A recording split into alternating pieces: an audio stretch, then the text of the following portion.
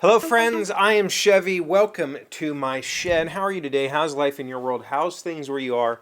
I hope it's fantastic and wonderful. Everything here is pretty great. And thanks everybody who mentioned, ideas yesterday about the 1500th episode.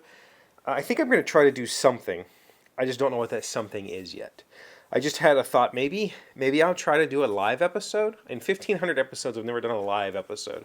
I have done some streams, some weekend streams from the shop, just turn the camera on while I'm down here dorking around, and I've talked to a few of you that way, but I've never tried to do a live episode, so maybe that's a thing we could do.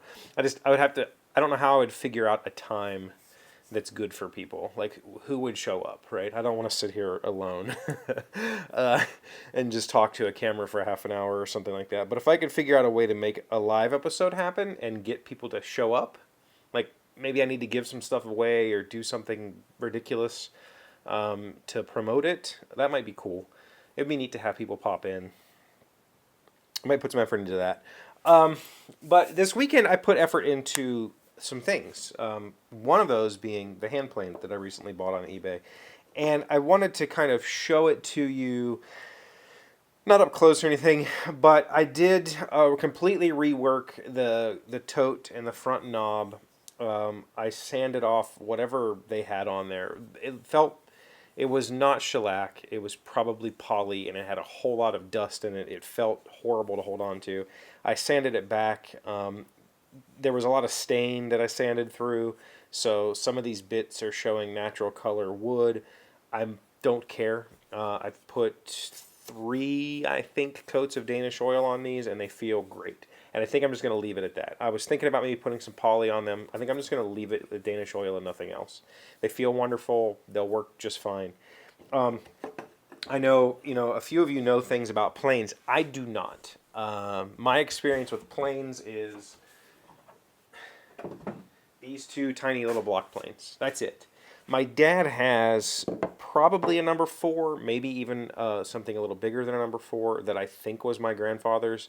But my dad didn't really know how to set it up, and neither did I. I know I dorked with it when I was a kid, but I'm positive it wasn't even remotely sharp. So, if anything, I have bad experience with hand planes. That's probably why I haven't used it much in my life.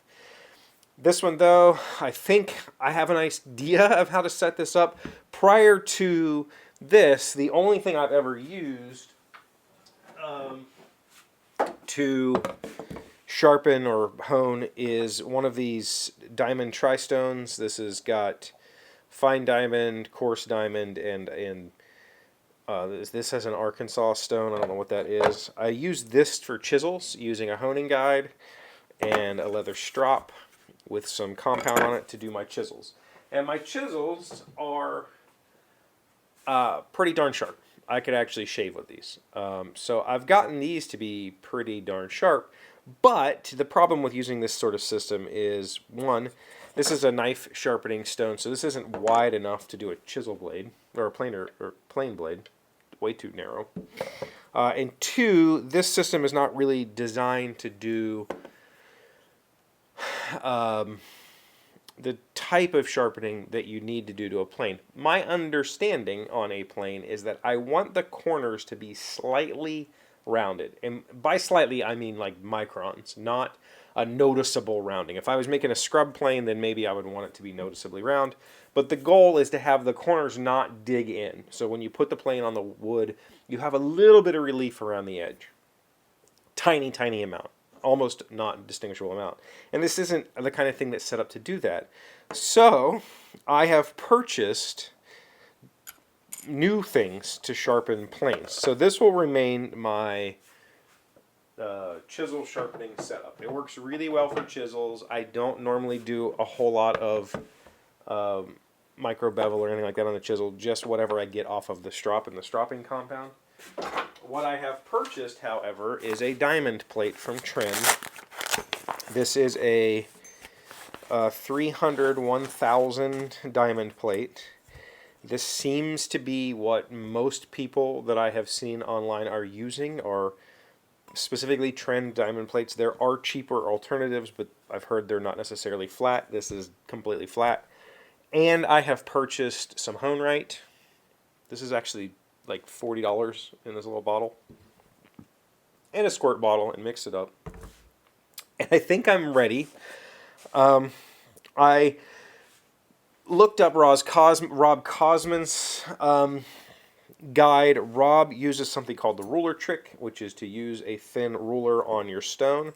And the idea is that you're going to do a small, like less than 1 degree back bevel on the back of the plane instead of trying to flatten the whole back of the plane, because there's no point in doing that. And then he does not recommend any kind of honing guide. He recommends you just learn how to feel, and it's much faster if you just take the blade out of the plane, swipe it a couple times on a 1,000 grit stone, move on. Now, in his videos, in Rob's sharpening system, he does his initial like grinding on the 300 side of the trend. He does his touch-up whatever sharpening on the 1,000 side, and then he goes to a 16,000 grit Shapton glass ceramic plate. I did not purchase the 16,000 grit plate. It's like $150. This was $100. This was $50. I mean, it's like, where do I stop at spending that kind of cash? And I don't know if do I need to have the absolute most razor sharp perfect tool? Probably not. And honestly, from what I can tell, the stropping compound that I use on the leather is about 16, 18, 20,000 grit, something like that. So I'm not positive that his system, like, I think if I can get to the 1,000, I'm fine. And in fact, when I watch Paul Sellers uses a 1,200 grit stone and then strops right after that, and that's all he does. So I think this is an okay setup. I'm not positive, never done this. The good news is this is an inexpensive Stanley No. 4. This is the original it's stamped made in England blade, so this is the probably original-ish blade to this plane. But I can buy Stanley blades pretty cheap. And from what I understand, the newer versions, the like drop-in replacement blades for these are better anyway, because they're better steel and they're thicker. This is a really thin blade, which is more prone to chatter. So I don't know. I think I'm going to do the Rob Cosman sharpening system of just trying to get a back bevel on the blade instead of trying to flatten this. I haven't even taken this apart yet. I haven't even taken this apart yet to clean up whatever sort of grease compound, almost like Cosmoline or something they've put on this. Whoever had it, I think it was the eBay seller, kind of cleaned it up and put a whole bunch of grease on it, probably so that he doesn't get, nicked on eBay, somebody complaining about the condition. But I just need to spend some time figuring this part out.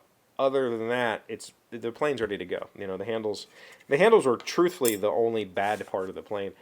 It's pretty rust free. It's got a tiny little bit of surface discoloration. That's just age, and I have no idea. The blade doesn't look sharp. I can see some nicks in it, so it's going to take a good bit of time to get it sharp. But hopefully, with just this stone and some stropping compound, I can get close. I don't know. But anyway, that's what I've been up to, and game night tonight is canceled because the host is ill. So I might come down here tonight and play with this, and maybe try to get it as sharp as I can get it with a 1,000 grit stone and some strop. Maybe. We'll see. I also might take him out, go out to eat or something. We haven't had a date night in a while. So that's what I've been up to. Let me know about the live thing. If there is a time, if I can figure out a time slot where people would actually show up and say hi. It will be a Friday, because that will be the day that we hit 1,500 in 2 weeks. So Friday what is that? 19th or something? Is that a Friday? I don't know. That might be an option. Or, like somebody said, I could just wear a silly hat and just carry on as normal. Maybe try not to do anything crazy. So, let me know. Thank you for being here as always. Thank you for liking, commenting, subscribing, being amazing friends, wonderful people. I really appreciate you. And I'll see you again tomorrow. Today's word you should know to sound smart is jocund. It is an adjective meaning having a lust for life, possessing a positive attitude, and a desire to enjoy life to the fullest. Ron's jocund facade shattered when he found himself the victim of identity theft. Jocund. Jocund. So yesterday I said jocose, which somebody said is not pronounced that way. They're saying it's pronounced jocose, which is definitely not how it's written in here. It's written as Joe-KOSS, which I would pronounce jocose. But jocund I have heard. And so I'm curious if humor is playful and characterized by good humor was jocose, and jocund is having a lust for life, possessing a positive attitude. If the root there, that joe, is that like a French for like happiness or pleasure or excitement or something? I didn't look it up. I said I was going to, and I didn't.